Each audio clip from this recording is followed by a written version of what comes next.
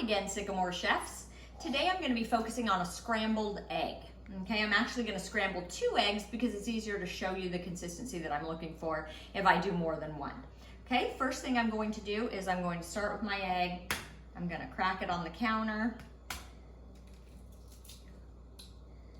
Empty it in. I'm not so worried with these like I would be with a sunny side up egg, whether or not I break the yolk in the process of breaking the egg, okay? Because a scrambled egg has the egg yolk already broken in it, okay? Now, with these 2 eggs, I have a couple of choices, okay? I am going to be adding a little bit of half and half. You can add a heavy cream, you can add milk, you can add almond milk if you want to watch the fat content in the egg. But if I'm looking for the fluffiest, tastiest eggs, I'm gonna add a little bit of half and half to my mixture here.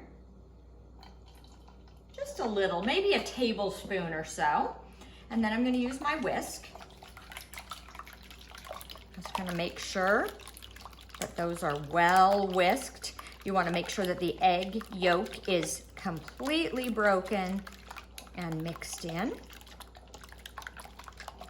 Okay, then I'm gonna take my butter. Again, I use a generous pat of butter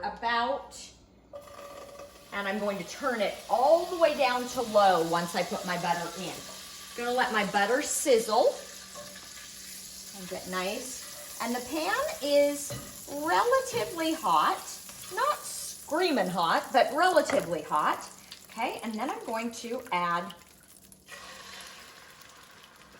my egg. Okay, now, as I said, I turned my heat all the way down to low.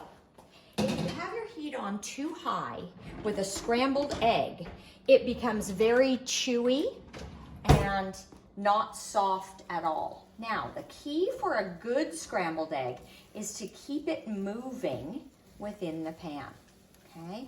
You do not want to let the egg burn at all or get hardened. Okay. Now I like to season my scrambled eggs